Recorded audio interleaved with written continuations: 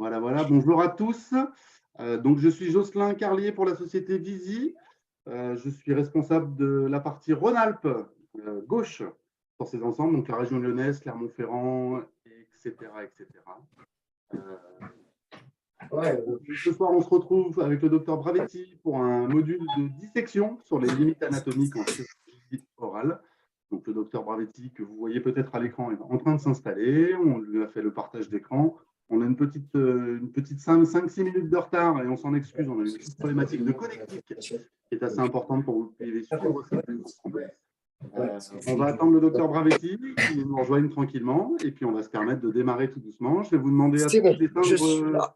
Je suis là, excusez-moi. Docteur Bravetti, d'éteindre vos micros de manière à ce que sa présentation soit la plus audible possible pour tout le monde. N'hésitez pas à me poser vos questions via le chat. On a un petit chat sur l'intérêt de Zoom. On va dire à me positionner vos questions. Et puis, on revient sur une question-réponse à la fin de la présentation. Ça permet au docteur Bravetti d'être plus clair sur l'ensemble de sa présentation sans être interrompu sur ces ensembles. Je vous souhaite à tous une très bonne présentation. Je vais laisser la main au docteur Bravetti qui va partager son écran tout doucement. Donc, le docteur alors ça marche. Et à qui je laisse la parole pour son ensemble. Alors, on a un petit peu de monde déjà qui est connecté. Je vais me permettre à tous de vous éteindre les micros.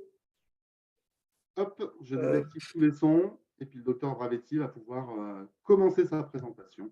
Comment j'enlève ça? Je vous retrouve à la fin pour une question-réponse. Merci à tous de votre attention et de votre visionnage. Alors, comment j'enlève? Voilà, c'est bon, j'ai enlevé ça. Et voilà, c'est tout bon. C'est à vous, je vous laisse la parole. Eh bien, bonjour à tous. Je suis le docteur Mathieu Bravetti, donc, comme le collègue m'a présenté. J'exerce à Nancy en omnipratique à Nancy, en libéral, et aussi à la polyclinique Louis Pasteur et Jeanne d'Arc pour l'exercice en intervention en anesthésie générale. Voilà, mon activité est principalement en chirurgie orale et implantologie classique, implantologie basale, sur lequel j'ai été formé par le professeur Scortecci. Voilà. Donc aujourd'hui, je vais vous faire une petite présentation sur l'anatomie clinique buccale.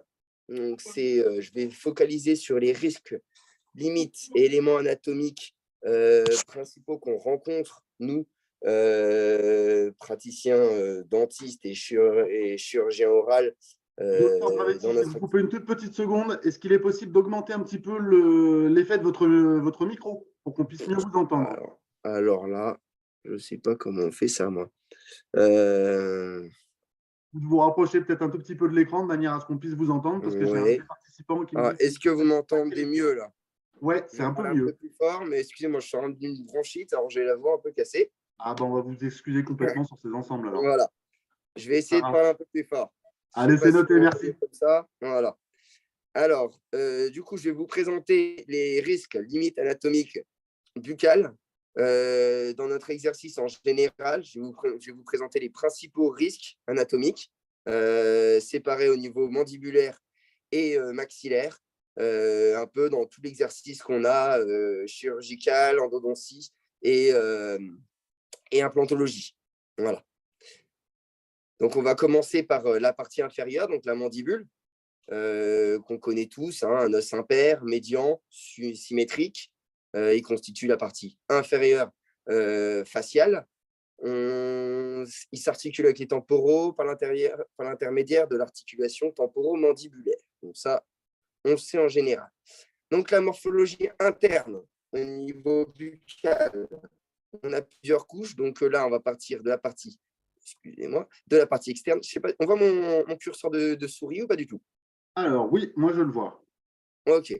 Donc, on va partir de la partie extérieure. Donc, on a la peau, le tissu cellulo-graisseux sous-cutané, la couche musculaire superficielle, la couche musculaire profonde et le plan osseux, donc avec le maxillaire et le mandibulaire. Il faut savoir, le plan profond, il est remplacé par le buccinateur, le muscle qui est buccinateur, et la muqueuse orale.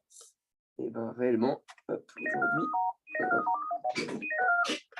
on va accrocher au nez des patients, c'est pas grave. Hop là, voilà. Excusez-moi. Donc, c'est 5 couches successives en regard du maxillaire et de la mandibule. on va du coup vous parler pour le premier élément anatomique, c'est l'artère faciale. L'artère faciale, on la voit bien sur cette pièce anatomique fraîche. On voit bien le circuit de l'artère faciale qui vient venir vasculariser toute la partie latérale de la joue mandibulaire qui va remonter sur le coin de lèvre. Et on a la veine faciale qui est en son regard, juste en arrière.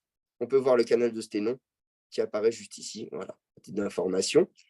On a l'artère faciale, donc elle prend son cheminement de la jugulaire externe qui vient après en dessous du mandibulaire, de l'angle mandibulaire, venir juste en arrière du muscle abaisseur de l'angle de la bouche et venir tout vasculariser le côté droit donc, et le côté gauche.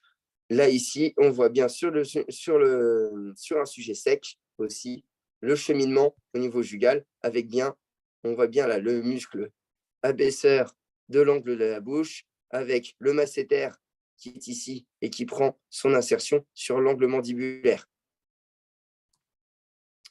On va parler maintenant du pédicule alvéolaire inférieur qu'on connaît tous. On fait tous très attention par rapport à ça. C'est un peu la chose à éviter. On le connaît bien. On le voit bien radiographiquement ici. C'est le canal mandibulaire, donc avec le pédicule alvéolaire inférieur qui est en son sein, qui vient prendre du coup sa naissance au niveau de la lingula, au niveau du foramen mandibulaire et qui vient sortir au niveau du foramen mentonnier ou foramen incisif. On a plusieurs appellations pour ça. Donc souvent, on l'appellera le foramen mentonnier. Donc on voit bien là son cheminement dans le spongieux de la mandibule. J'ai d'autres coupes transversales où on peut voir bien le cheminement à l'intérieur de l'os, où on voit bien qu'on est purement dans le spongieux, qu'on n'a pas de limite. Ici, on a fait une coupe de la mandibule pour qu'on puisse bien voir le pédicule alvéolaire inférieur à l'intérieur de la mandibule. Donc, le canal mandibulaire, c'est l'endroit où va se cheminer le pédicule alvéolaire inférieur. Donc, on voit bien son cheminement juste ici, ici aussi. Donc là, on voit bien des kystes résiduels qui sont à fort risque parce qu'on est juste au-dessus du pédicule alvéolaire inférieur et on a une croissance pour tout kyste, à savoir de 0,5 cm par an, ce qui peut être assez dangereux. Donc voilà, toujours essayer radiographiquement de les déceler à temps pour pouvoir les avulser. Donc là, on voit un kyste résiduel avec un kyste sur une résection apicale qui a été faite à cet endroit-là. La dent de sagesse qui est juste au-dessus, avec les extractions qui ont été faites juste au-dessus du nerf mandibulaire. Il n'y a pas grand problème à cet endroit-là. On voit bien le foramen mandibulaire ici, avec l'insertion du pédicule alvéolaire inférieur qui va bien faire son cheminement et sortir au niveau du pédicule mentonnier. Donc là, on voit bien sur les coupes d'os secs le canal mandibulaire. On voit bien qu'il est dans l'os spongieux, qu'on voit très bien. Là, c'est l'os cortical qu'on a tout autour. Donc l'os vraiment dur. Et là, l'os vraiment très vascularisé, très innervé, où vient passer le canal mandibulaire. Donc on voit qu'on n'a pas de limite franche. On a juste un passage dans lequel vient s'insérer. Donc là, on est sur une zone postérieure et là, on est sur une zone antérieure. Donc on voit la limite quand même en antérieur qui est quand même assez fine. Et on va plus travailler au niveau vestibulaire, au niveau postérieur, pour éviter justement de le toucher. Donc on va orienter un implant, on va avoir tendance à l'orienter plutôt en vestibulaire. Aussi par la forme concave aussi de la mandibule.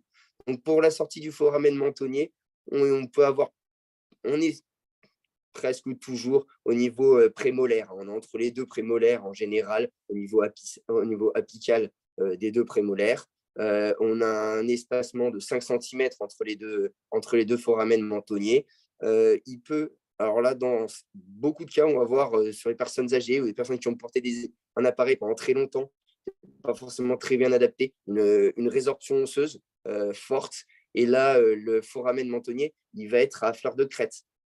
Faut savoir que du coup, s'il est à fleur de crête, il peut voir sa sortie plus postérieurement, due à l'usure. Donc là, dans ces cas-là, on a beaucoup d'utilisations. On peut utiliser des implants obliques que Victory fait, que je pose assez souvent, un plan à plaque dans la branche montante pour éviter justement cet appui fort et le traumatisme du pédicule alvéolaire inférieur. Voilà. Donc, il y a beaucoup de solutions, des implants à disque en antérieur. Voilà. On a l'implantologie basale ici et une très belle flèche à l'arc parce qu'on peut équiper des choses qu'on pensait impossibles. Et avec le problème des fortes résorptions comme ça, c'est qu'on a très peu de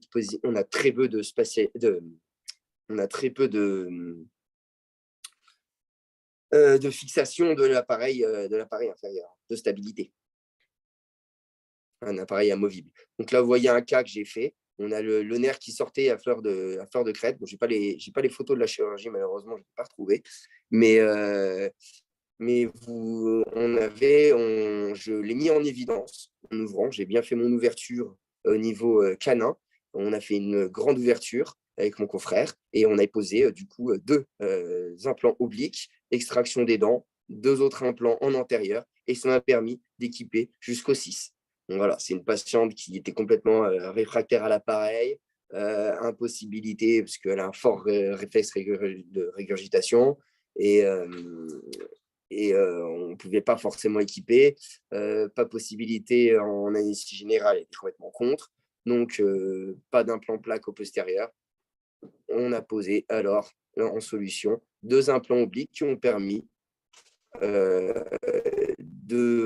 d'appareiller prothétiquement au niveau postérieur avec une très belle stabilité. La patiente, ça fait 4 ans que je lui ai posé ça, aucun problème, pas de souci.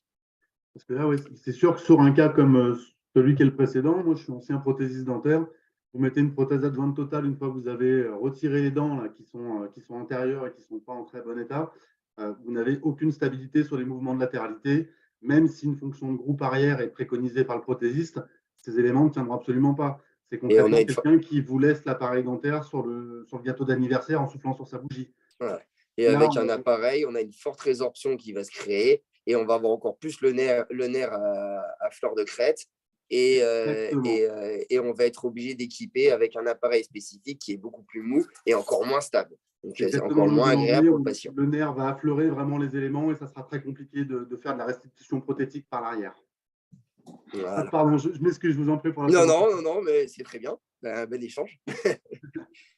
Alors, vous voyez ici le pédicule alvéolaire inférieur. On a fait une petite cut dans la mandibule du sujet de dissection pour bien voir du coup l'insertion et après le prolongement dans la mandibule de ce pédicule alvéolaire inférieur. Donc là, vous l'avez déjà vu cette photo, on voit bien le pédicule alvéolaire inférieur qui est assez quand même épais, hein, mais qui est facilement atteignable.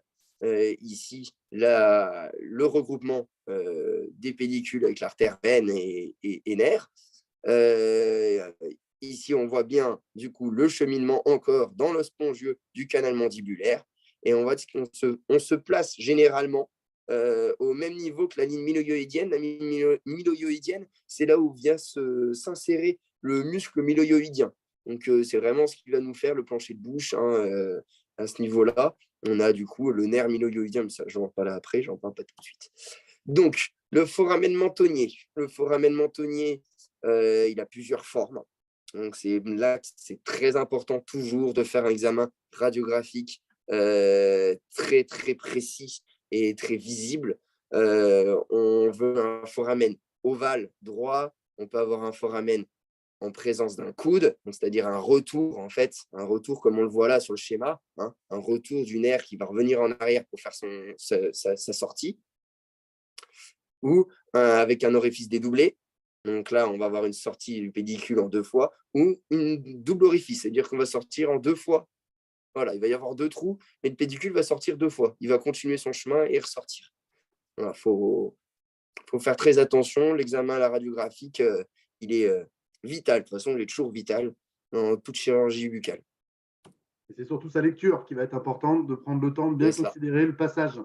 Donc, c'est sûr que la radio est importante, mais il faut vraiment prendre le temps de la lecture pour être sûr qu'il n'y ait pas une petite boucle, en effet, sur le nerf et qu'on se retrouve avec une problématique de paralysie faciale lors de la pose d'un implant. Voilà. La connaissance anatomique est vitale là-dessus.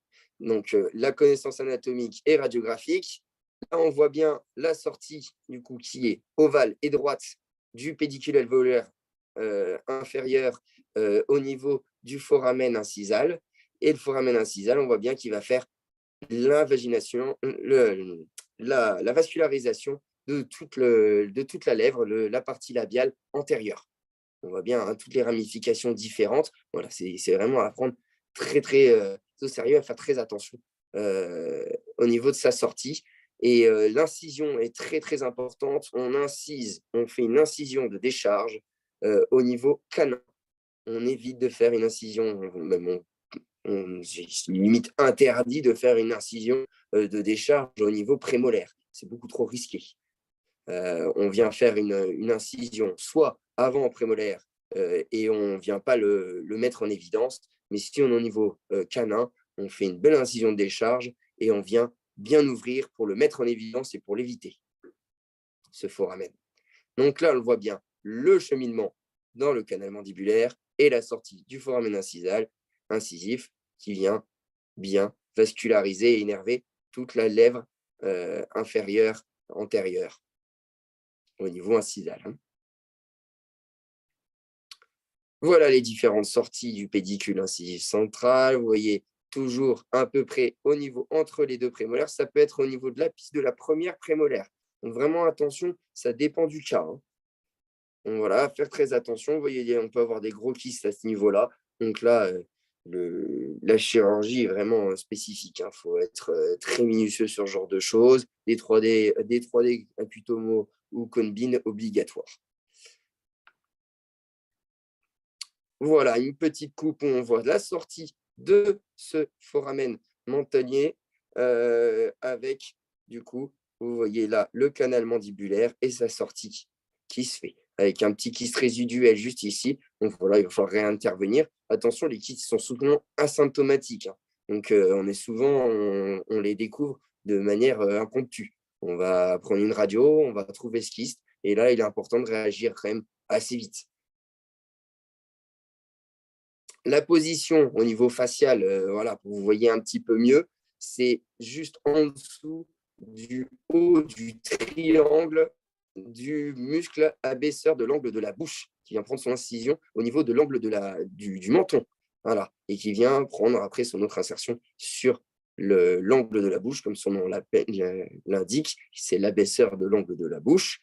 Et le foramen mentonnier, il est juste en dessous, à ce niveau-là où je suis en train de pointer le curseur.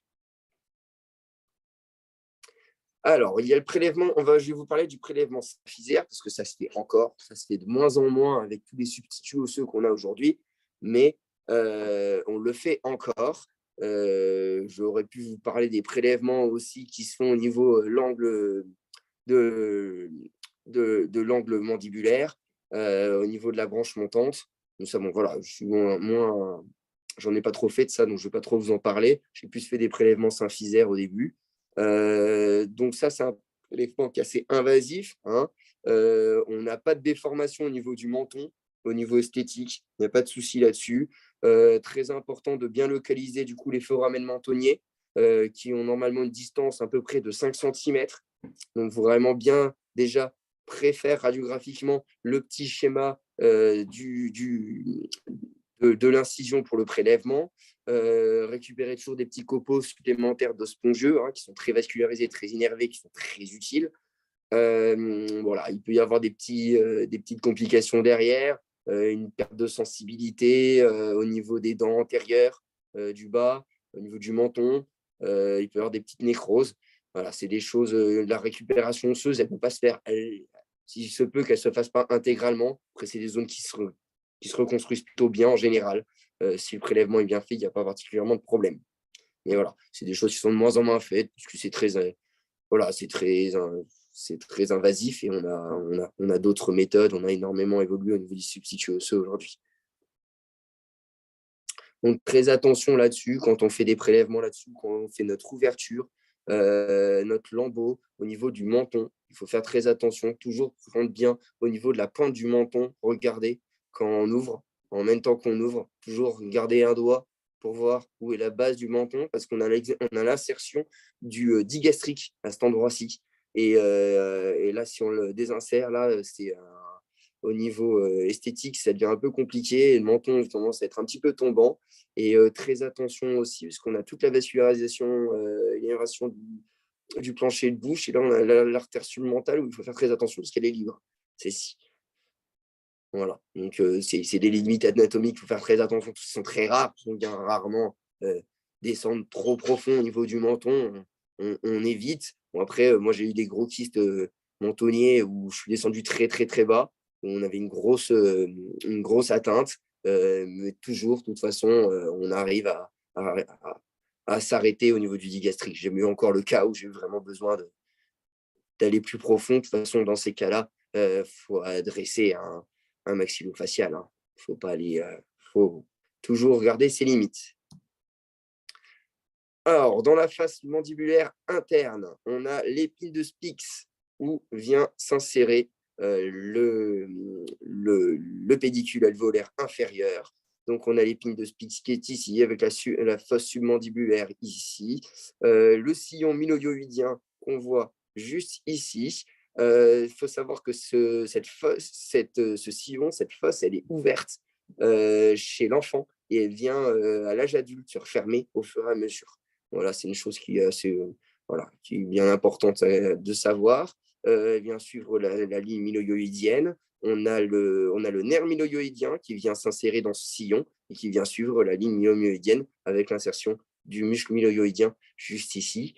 Juste au-dessus, on a, du coup, au-dessus de la lingula, on a l'insertion du nerf, on a le nerf lingual qui descend juste ici, l'artère linguale. Hop, donc à faire très attention. Voilà, vous voyez, là, on voit bien la lingula, on voit bien sur le sujet anatomique, là, on a le foramen mandibulaire avec l'insertion de la lingula, là, l'insertion du mylohyoïdien qu'on voit bien ici, tout autour. Et là, c'est le plancher de bouche. Hein. Hop, la ligne oblique interne, donc on voit bien ici, hein, sur lequel se cale l'artère linguale. Donc, à faire très attention. On voit bien l'insertion encore du mylohyoïdien sur la face oblique interne, hein, donc du plancher de bouche. On a le nerf du coup qui est juste ici et le nerf lingual, le nerf du coup, le nerf pardon, le nerf si j'ai mylohyoïdien, pardon, qui vient du coup faire son insertion à cet endroit-là. Et on a le canal submandibulaire qui passe juste en dessous. Donc voilà, faire très attention quand on vient décaler au niveau lingual. Le décollement au niveau lingual est très... on évite le plus possible. Hein. On a beaucoup trop de limites anatomiques à cet endroit. On vient vraiment décoller au niveau papillaire si on vient décoller au niveau lingual, où on vient bien contrôler et on fait vraiment bien contre l'os. Ici, on voit bien le nerf lingual qui descend accolé. Là, on est en zone dent de sagesse. On est sur la branche montante. Hein. Donc là, on descend et on vient au niveau plancher de bouche avec le mylohyoïdien qui est là. Hop, tout le muscle là qui fait le plancher de bouche. Le mylohyoïdien, il est ici. Et on a la glande submandibulaire qui est ici avec le canal qui passe normalement. Là, il n'est pas très bien vu, mais on a le canal submandibulaire qui passe juste ici, qui laisse la glande submandibulaire et qui continue son chemin jusqu'en partie antérieure. Et du coup, on voit le nerf lingual qui descend juste ici. Voilà. Hein. Donc, à faire très attention quand on vient décoller ou même quand on vient couper une dent de sagesse incluse en deux pour ne pas aller jusque la partie linguale, toujours s'arrêter et venir casser après avec un élévateur ou avec un décolleur sa dent en deux pour éviter justement une section nette du nerf lingual. Là, c'est assez trop, ça serait dramatique. Le bord antérieur de la branche montante, encore une fois, avec la ligne oblique interne, on voit bien la descente du nerf lingual qui descend. Là, on voit bien le canal submandibulaire qui passe juste ici. Les insertions du coup mylohyoïdien. Là, on a une belle descente encore. On voit vraiment bien là la descente du nerf lingual. Donc, on voit bien qu'il est bien accolé vraiment à la ligne oblique interne. Donc, une grande attention à cet élément anatomique. Donc, le nerf lingual, donc vous voyez, c'est surtout sur les dents de sagesse. Alors, les dents de sagesse, on va faire attention au nerf alvéolaire, à l'artère linguale. De toute façon, notre incision, elle doit se faire en vestibulaire, branche montante, section de la dent en deux, si on voit qu'on force un petit peu trop et que c'est trop incliné, parce que si on casse au niveau de l'apex la dent, rechercher au niveau du pédicule alvéolaire inférieur pour cureter, ça reste un peu compliqué et un peu dangereux. Donc voilà, c'est toujours possible, mais y aller avec minutie. Aucune ouverture au niveau lingual. Si vous détourez avec le décolleur autour de la dent de sagesse. Vous ne touchez pas en lingual. Donc voilà, et puis on y va, on vient bien détourer au niveau vestibulaire. Là, je vais vous faire une petite ouverture après. Vous verrez l'incision, comment elle se fait et comment on vient trouver la molaire. Voilà, donc là on voit bien les radiographies, le positionnement d'une dent de sagesse, le positionnement par rapport au nerf alvéolaire inférieur. Très souvent, on fait une radiographie classique panoramique, on pense qu'il est entre les deux racines. On fait toujours un cone beam de toute façon pour être sûr, parce que le nerf peut passer entre les deux, mais souvent on est en arrière, parce qu'on a une orientation vestibulaire le plus souvent de la sagesse. Après, tout cas de figure existe, mais il faut, en général, on est sur ce cas de figure, donc toujours un cone beam pour se rassurer, et puis après, on peut faire l'intervention sereinement en venant bien chercher au niveau vestibulaire, en allant chercher cette dent bien tranquillement, avec une découpe de la dent, voilà, sans être trop invasif. Donc là, on voit une ouverture, du coup, pour une dent de sagesse. On vient faire une ouverture sur la branche montante, avec un décollement au niveau 7, voire 6, si on va avoir vraiment une belle visibilité. On vient faire une petite ouverture en vestibulaire, et on vient chercher cette dent délicatement. Donc là, je vous ai fait un petit améloblastome qu'on a trouvé, qu'on allait enlever, on n'a pas eu de suite. Toujours faire un petit examen pour savoir si c'est un améloblastome en boule de savon ou un améloblastome unikystique.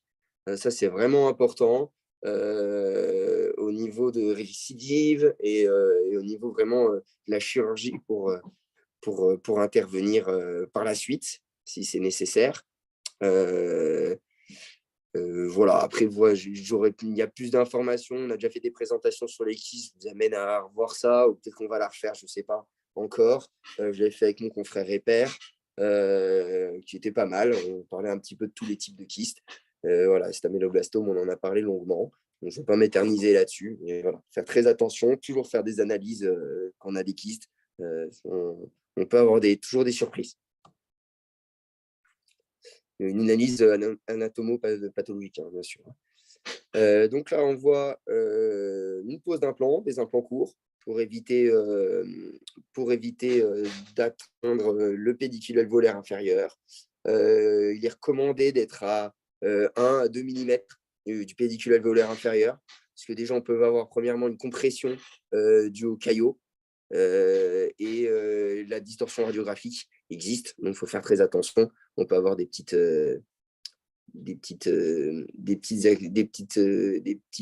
nerfs accessoires qui viennent être touchés, et là on a quand même une petite perte de sensibilité qui ça revient, mais voilà, il faut faire attention à ce genre de choses. Toujours à 1 à 2 mm du pédicule alvéolaire inférieur. Donc là on voit bien sur le forage. De toute façon, c'est sur le pré-forage qu'on va sentir. On sentira vraiment notre os le passage dans le spongieux et vraiment qu'on va sentir arriver au niveau du canal, parce que quand on va visser l'implant, par contre, là, on perd toute notion. Hein. Donc, vraiment bien calibrer son pré-forage avant, son foré avec un bon stop. Ça marche très bien. Donc là, un implant qu'on a posé juste au-dessus. Là, on est un petit peu près, mais on n'a pas eu de suite d'intervention. Mais voilà, toujours bien conservé 1 à 2 mm. On aurait pu être un petit peu plus au fond. On n'a pas eu de perte de sensibilité. Ça s'est bien passé. Et ça peut arriver. Alors, ça arrive. Antibiotiques large spectre et des corticoïdes. Et ça revient au fur et à mesure, mais ça prend du temps. Et ça fait quand même assez peur aux patients. Docteur, lors de la mise d'un implant de ce type-là sur le nerf, le nerf a tendance à se décaler un petit peu, à se déporter légèrement. On voit qu'il y a vraiment très peu Non, d'espace si on entre veut le l'implant et le nerf. déporter, il faut le déporter chirurgicalement. D'accord. Ok. À éviter, parce qu'on le traumatise quand même. Ouais. Non, faut vraiment faut être à 1 à 2 mm. Aujourd'hui, on a une banque de. Ça, c'est un cas que j'avais fait avec mon père dans les premières années. Aujourd'hui, on a des implants courts.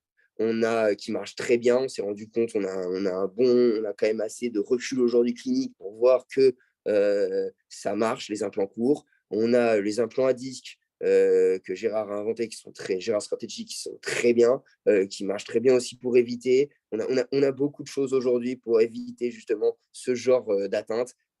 Souvent, quand on a une atteinte comme ça, c'est qu'on n'a pas assez planifié notre pose d'implant et qu'on n'a pas fait une belle vision, on n'a pas fait une belle lecture de notre radio. C'est vraiment extrêmement important. Pas hésiter à faire des 3D avec Utomo, des cônes-bines. Ne pas s'engager. On s'engage avec des périapicales et des. Ouais. Il faut que le plan de traitement soit vraiment bien huilé Voilà. et C'est qu'on ait zéro zone d'ombre pour la sur ces sécurité du ensembles-là. patient, mais pour votre sécurité aussi. Bien Voilà. sûr. C'est sûr. Celle du patient et la vôtre. C'est Ouais. important. Ça marche. Merci de la précision. Il n'y a pas de quoi. Donc, je vais vous parler maintenant de l'os supérieur, l'os maxillaire, l'os supérieur de la face, avec les différentes limites anatomiques qui sont le sinus, les différents foramen, grand palatin, incisal et la cloison nasale. On a différents types d'os au niveau de l'os buccal. On les classe du type 1 au type 4. Type 4, c'est le plus mou, le type 1, c'est le plus dur. Le type 1, on est vraiment très peu vascularisé, très peu innervé. On est sur des patients, plus on vieillit, moins on a de l'os qui est vascularisé et énervé, plus on a de cortical. Ça, Là, on c'est de s'en est l'os rendu blanc qu'on compte. trouverait un peu plus en mandibule, finalement. C'est des plans qu'on va trouver plus en mandibule. En maxillaire, on les trouve au niveau antérieur. L'axe canin et l'axe de la tubérosité, on est sur un os de type 2-1. Donc, c'est de l'os qui est vraiment parfait pour des poses d'implants. C'est nos piliers, en fait. On va vraiment se fixer sur cela principalement. Après, au niveau sous-nasal, on est bien en général. C'est juste qu'au niveau le plus important, le plus dangereux, c'est sous-sinusien, où on a vraiment un os de type 4, donc qui devient un petit peu mi-graisseux, qui est vraiment mou. On a aujourd'hui le professeur Scortecci qui nous parle de l'ostéotenseur que j'ai utilisé, qui marche plutôt bien. On va créer une stimulation ostéogénique sous la membrane de Schneider, qui va créer une petite inflammation, qui va créer une stimulation osseuse d'un caillot sanguin, qui va créer l'ostéogénèse, qui va stimuler les ostéoclastes pour recréer un os plus dur. Ça prend du temps, mais c'est moins invasif qu'une greffe osseuse. Et c'est assez, ça fait pas mal ses preuves. Voilà, Ça, pour c'est l'avoir possible dans tous les utilisé. secteurs de la bouche pour modifier des densités osseuses via les Oui, c'est ostéotenseurs. sûr. Après, bon, pour être honnête, c'est principalement utilisé sous sinus. J'ai rarement vu l'utilité. On a l'utilité pour l'ostéotenseur rotatif en mandibulaire pour ramollir l'os, mais en supérieur, on utilise quand même principalement, à part quand on est dans des sites infectieux, mais moi j'ai un peu du mal à piquer dans une zone qui a été infectieuse. J'aime bien laisser quand même la nature faire et remettre bien son os et bien attendre et avoir un petit peu plus de patience. Mais en tout cas, au niveau sous-sinusien, ça marche très bien grâce à la membrane de Schneider qui est très vascularisée. Et en fait, c'est ça qui aide aussi à cette greffe. C'est d'ailleurs le principe aussi des greffes osseuses. On va venir des élévations sinusiennes, on vient monter la membrane et on vient coller notre matériel à cette membrane avec le périoste pour vraiment créer une vascularisation et créer un os qui est quand même assez solide. Hein. Donc, c'est cette vascularisation qui permet aussi de recréer l'os. Les substituts osseux se créent parce qu'on a déjà un os de base qui peut recréer de l'os. C'est une stimulation pour recréer de l'os. Voilà. Donc, je m'écarte un peu, excusez-moi. La position des dents au niveau maxillaire. Donc, on a les dents de sagesse hein, et les canines incluses, souvent, qui sont importantes. Il faut faire attention. Les canines incluses, au niveau antérieur, ça peut créer des kystes nasopalatins. Au niveau des troisièmes molaires supérieurs, les dents de sagesse du haut, toujours faire bien une incision au niveau 7 et venir bien écarter et prendre un écarteur droit pour venir bloquer la dent quand on va venir la sortir, la mobiliser, parce qu'on va avoir un petit mouvement de succion qui va se faire et on peut la perdre dans la joue, dans la graisse de la joue ou vers la boule de Bichat. Pour aller chercher, c'est pas facile. Et si on a un rapprochement sinusien, on peut toujours avoir une petite connexion avec le sac folliculaire qui est tout autour. Et voilà, tenir un écarteur droit bien fort en arrière, ça permet justement d'éviter qu'on perde la dent et qu'on soit obligé d'aller la chercher derrière. Bon, c'est vraiment quand c'est vraiment l'état de germe hein, dans ces cas-là. Hein. Souvent, hein, quand on est formé, on a rarement cette succion, on arrive à contrecarrer avec le sein desmotome. Hein. La position des dents supérieures. Alors, il faut savoir qu'elles sont positionnées, les racines très en vestibulaire. Hein, on peut le voir sur la canine à cet endroit-là, sur l'incisive ici. Donc ça, c'est un effet naturel, c'est normal. On a plus d'os au niveau du palais pour contrecarrer le mouvement de pousser la mandibule sur la dent et pour avoir justement plus d'os qui va contrecarrer cet effet mécanique de pousser. Donc là, on a une faible corticale vestibulaire, mais on est vraiment accolé. Donc, quand on va poser un implant, on va pas s'accoler autant au niveau vestibulaire parce qu'on a besoin quand même d'un peu plus d'espace. Mais on vient quand même se positionner plus en vestibulaire qu'en palatin pour respecter un petit peu l'anatomie déjà prothétique hein, qu'on a besoin pour l'insertion prothétique, mais aussi pour respecter un petit peu l'anatomie humaine de base. Si elle est faite comme ça, c'est pas pour rien. On a l'axe des dents qui va vers l'apophyse de la cristagallie, si je me rappelle bien mes cours de prothèse. On a un axe d'arrivage tous divergents vers l'apophyse de la cristagallie. Donc, quand c'est possible. Hein. Oui. on a des chirurgies où c'est un peu plus compliqué. Voilà, on a un plan 10. Moi, j'ai un plan 10 qui me permet de rattraper pas mal les axes dans des gros cas. Voilà, c'est ça. Mais on a quand même des beaux rattrapages d'axes aujourd'hui qui nous permet quand même de faire des choses prothétiques qui sont très belles, même avec un implant qui est assez incliné vestibulairement. Pensez à dynamique abutement pour les rattrapages d'axes jusqu'à 45 degrés de mémoire. Oui, c'est ça. Au 45 degrés, oui. Vraiment en extrême. Exactement. Donc, je vais vous montrer un petit kyste maxillaire qu'on a fait. Donc, c'est un kyste nasopalatin. Donc, on voit l'ouverture. On garde l'insertion papillaire en faisant une incision, des incisions de décharge des deux côtés, une incision suprapapillaire. On vient bien découvrir pour avoir bien l'os sain, pour avoir une énucléation vraiment qui est bien faite et qu'on puisse bien voir l'ampleur du kyste, parce que quand on va venir décoller, là, on voit l'aspect qu'il a, mais en fait, il est beaucoup plus invasif que cela.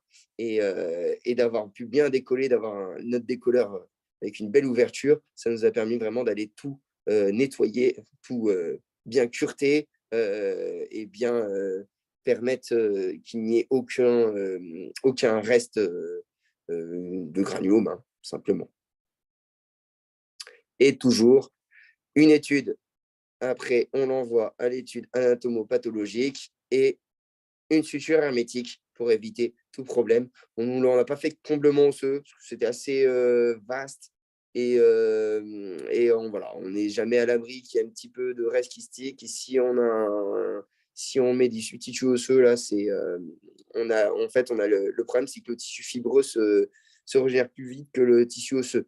Donc, tout de suite, notre substitut osseux se transforme en gros problème. La boule de graisse de Bichat, donc ce n'est pas une limite anatomique, c'est une limite anatomique si on perd la dent de sagesse à ce niveau-là, mais on s'en sert quand on a des communications bucco-sinusiennes. On vient faire un lambeau mucopériosté de translation, on vient la chercher elle, au niveau 7, au niveau de la 7 prémolaire, 7 dents de sagesse, pardon, au niveau des molaires, du fond, et on vient en fait la tracter pour venir faire un comblement de la communication bucco-sinusienne. Comme on le voit ici, on l'a simulé, là c'est sur un cadavre, hein, c'est sur un sujet de dissection, mais voilà, on voit bien la boule de Bichat et le lambeau mucopériosté de translation pour pouvoir fermer cette communication bucco-sinusienne qui est ici. On voit bien la membrane de Schneider là aussi, hein, du coup qui est perforée. On va parler des différents pédicules maxillaires. Il y a le pédicule nasopalatin qui est en antérieur, hein, qui est avec la descente du sphénopalatin, et en arrière, la descente du 5-2 avec le pédicule grand palatin, donc le nerf 5-2 qui descend et qui vient sortir au niveau du pédicule grand palatin sur cette coupe transversale sur sujet frais, et là sur sujet sec, hein, on voit bien la sortie et les sorties ici.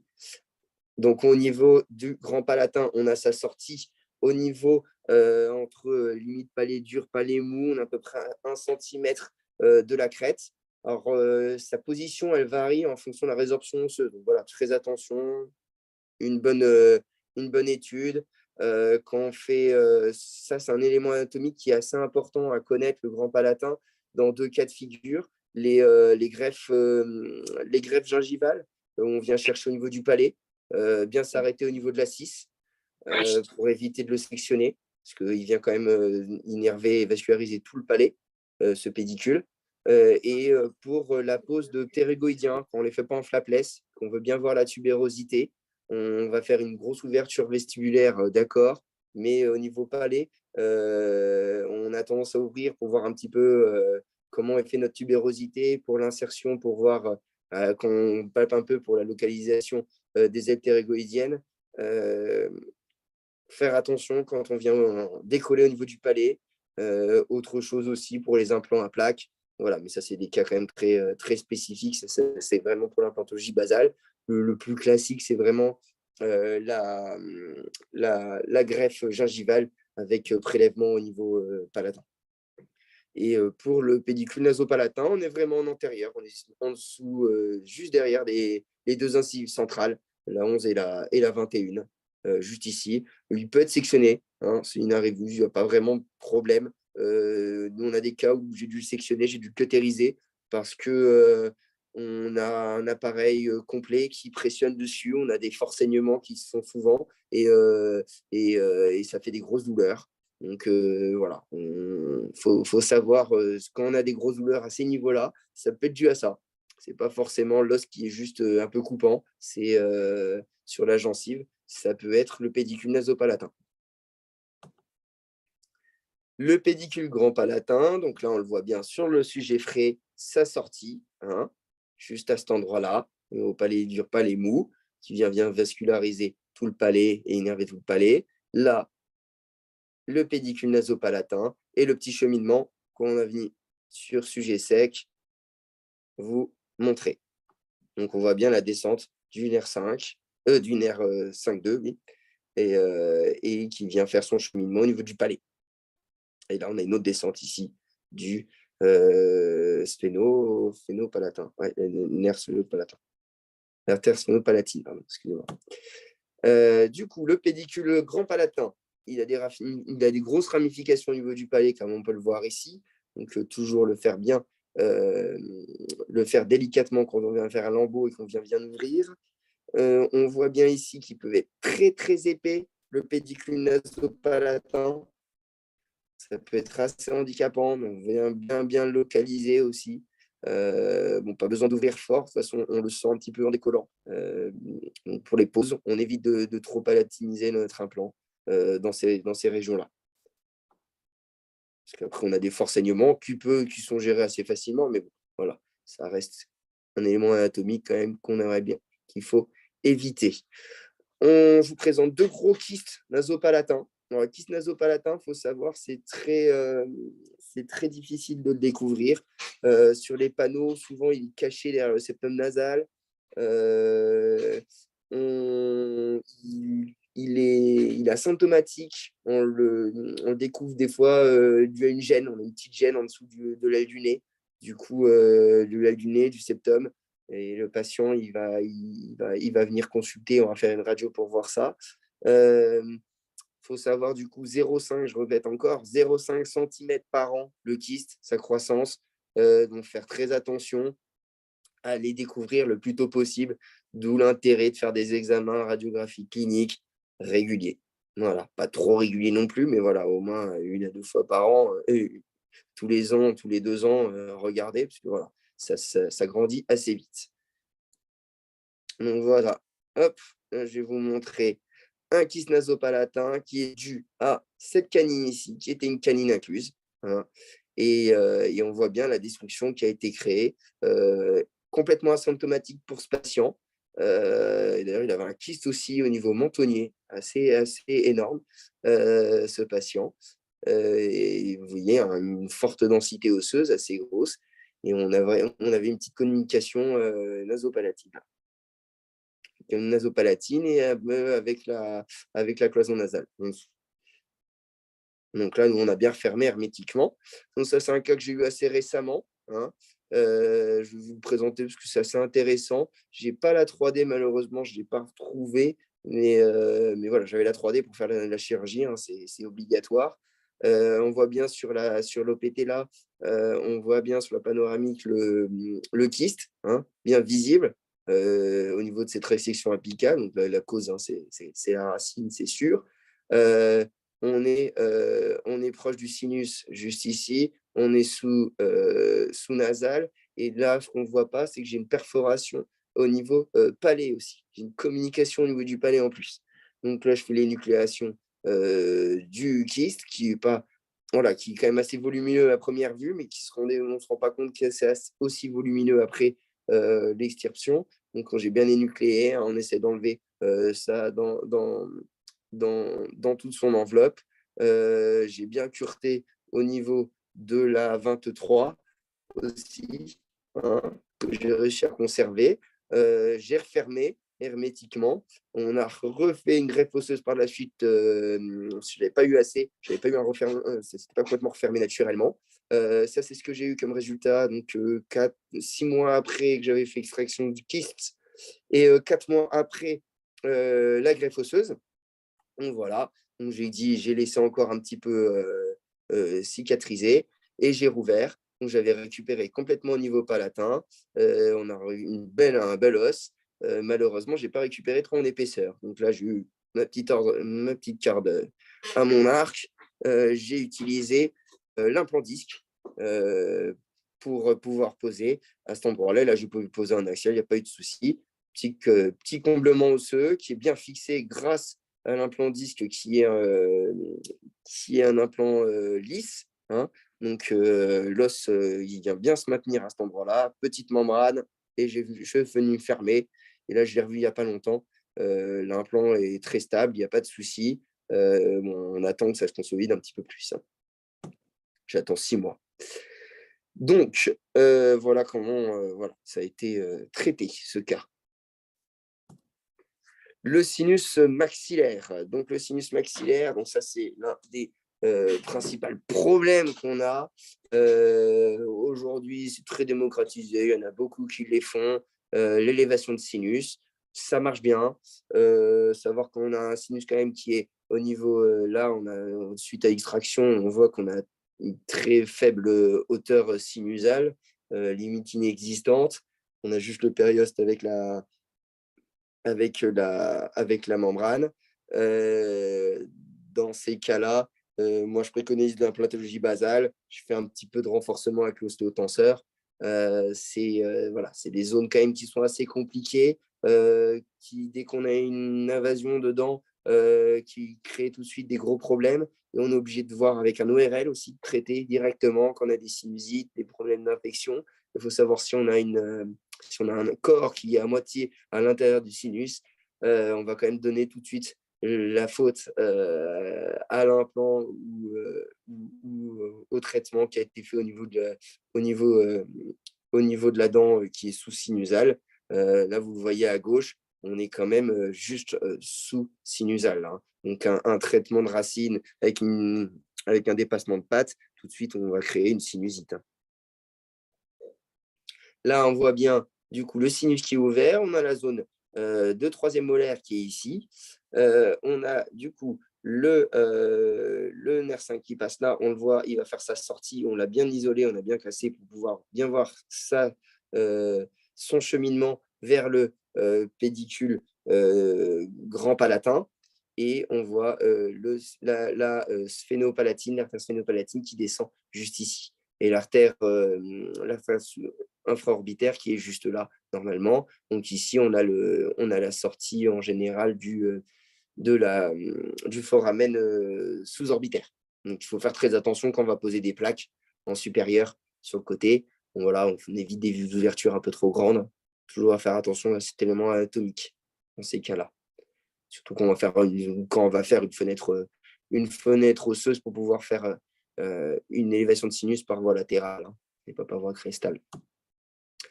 Là, une radio très intéressante où on a différents cas de figure. On a le kyste maxillaire nasopalatin juste ici, hein, qui est un kyste résiduel. Une lésion périapicale juste sous-sinusale avec une petite communication qui a créé un épaississement de la membrane de Schneider. Donc là, extraction et curetage. Petite membrane pour refermer ou si on arrive à faire une fermeture bien hermétique, pas de souci. Un dépassement de patte qui n'a pas atteint le sinus. Le sinus, il est quand même vide, il est bien noir, il n'y a rien du tout. Il n'y a pas de souci, on est sous la membrane, il n'y aura pas de souci. Normalement, ça va s'enlever tout seul, sinon on ira chercher ça et on viendra nettoyer et enlever. Mais il n'y a pas de souci au niveau sinusal, au niveau du traitement de la dent. Là, on est venu casser toute la paroi externe du sinus pour que vous voyez bien le vide qu'il y a, hein, et puis la grandeur du sinus, la position comme il est. Donc, avec la palpation, on peut bien voir quand même le bombé du sinus, on arrive quand même à le sentir. Donc, on peut voir à peu près l'insertion déjà au toucher cliniquement où il se situe. Après, voilà, ça ne remplacera jamais un examen radiographique. Donc là, le sinus, on le voit bien. On a du coup la descente du 5 sur le niveau du grand palatin. Là, on voit bien, il est ici, hein, le foramen grand palatin avec la descente. Et ici, on voit l'une des cloisons antérolatérales. Non, excusez-moi, c'est la membrane qui est un petit peu décollée. C'est la membrane de Schneider. Vous voyez la finesse que ça peut avoir.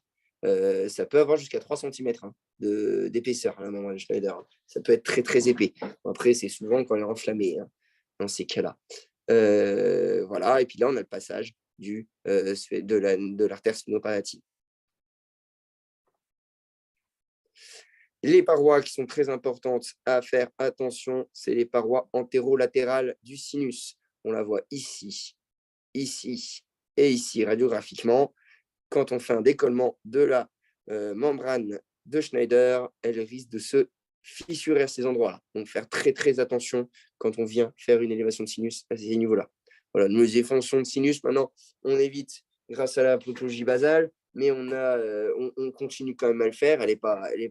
C'est pas du tout contre-indiqué, hein, ça reste invasif, mais après, c'est plus au niveau du patient. Il y a beaucoup de patients qui se renseignent sur Internet et qui ne veulent plus le faire. L'implantologie basale est une bonne solution pour ça. Mais voilà, nous, sur des petits sinus, on a vraiment une belle descente où il est facile de juste combler la petite partie manquante. On continue à le faire. par voie latérale ou crestale. Bon, après, ça, chacun, sa technique, ça dépend du cas. Donc là, on voit bien la membrane de Schneider avec une fenêtre latérale. Donc ça, c'est une fenêtre, ça, c'est une membrane commune. Hein. Elle est souvent comme ça. Là, c'est une membrane qui est vraiment très, très fine. Hein. Donc, voilà, on y va très délicatement avec le dos du décolleur. On vient bien décoller ça gentiment. Si elle est fissurée, si c'est une petite fissure, on peut mettre une petite membrane, éviter le comblement. Hein, parce que dès qu'on a du comblement qui vient dans le sinus, il faut retirer tout de suite tout le reste après, venir tout aspirer. C'est pas facile. Là, on a une belle vision de l'ostium, juste là. Et là, une intervention sur patient vivant. Voilà, ça c'est sur cadavre, ça c'est sur patient vivant, puis là on voit sur cadavre aussi, on a retrouvé l'ostium, bien net, bien précis.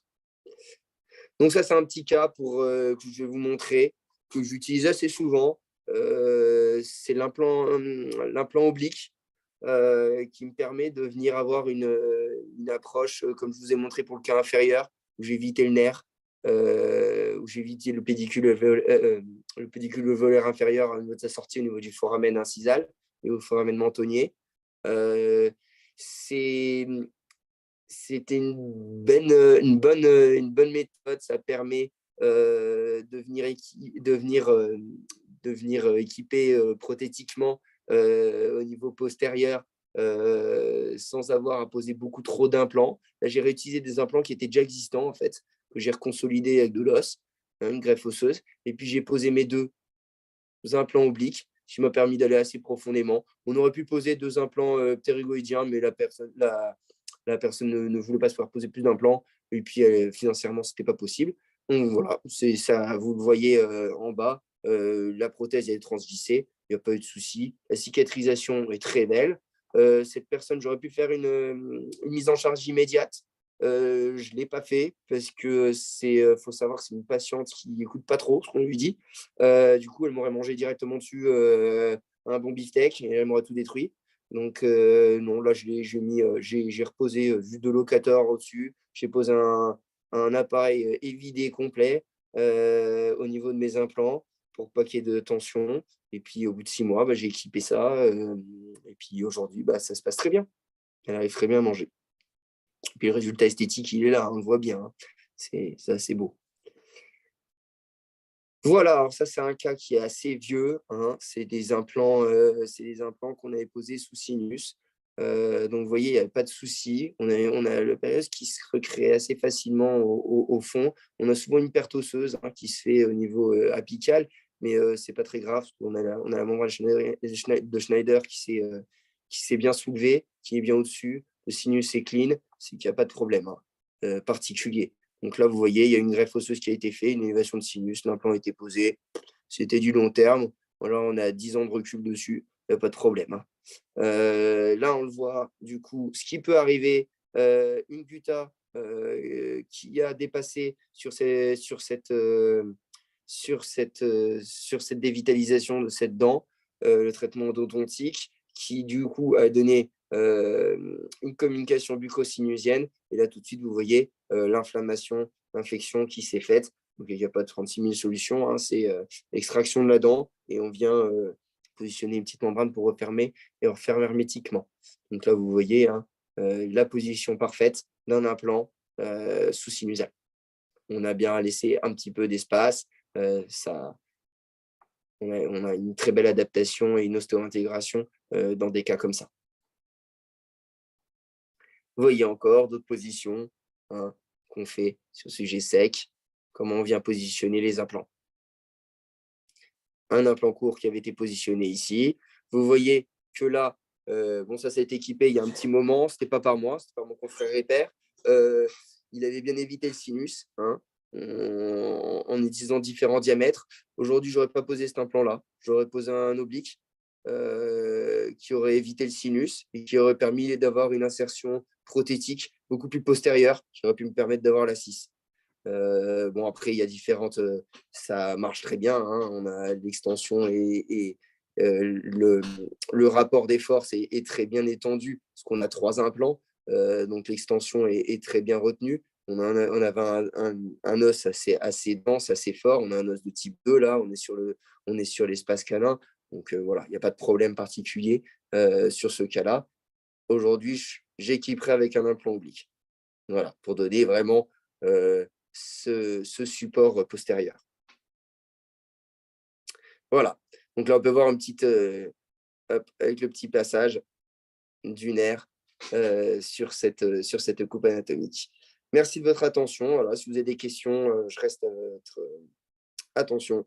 Voilà. Donc, Je vous merci, répondrai docteur comme Ravetti, je pour votre pourrai. présentation qui était effectivement super claire.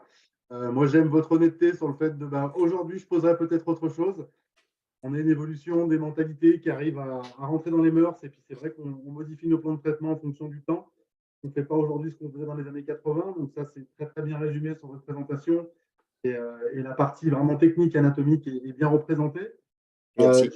J'avais déjà quelques questions, moi, des participants. Donc, je vais déjà saluer le docteur Tokofé, que j'avais pu croiser sur l'ADF à Paris il y a quelques mois. Des questions concernant. On remarque que le patient se plaint des fois de douleur dans le cas où le foramen mentonnier est sur la crête et des douleurs suite à la porte d'une prothèse amovible avec appui sur la muqueuse. Il demande quelle solution on préconise pour solutionner ces algies liées à la situation du foramen sur la crête. Déjà, dans le cas là, moi, je les équipe un petit peu. Je laisse je laisse la personne un peu sans appareil déjà pour qu'elle retrouve un petit peu la sensation. On fait des appareils qui sont mous aujourd'hui, qui sont très très bien, qui permettent justement d'avoir beaucoup moins de traumatisme. Avant, on évitait les appareils dans ces zones-là, mais ça reste une solution si de toute façon c'est pas douloureux et que l'appareil est bien stable. Mais souvent, quand on a affaire de crête, l'appareil n'est pas stable parce qu'on a une trop grosse résorption osseuse. Non, il y a des appareils qui fonctionnent très bien, qui sont avec une résine très molle en fait. Avec un revasage en résine molle, justement. Oui, c'est ça. C'est ça. Mais on fait des nouveaux matériaux aujourd'hui. Je ne saurais pas vous donner le nom exact. Je suis désolé, je ne m'en rappelle plus. Mais voilà, c'est un peu comme les Flexigi, quoi.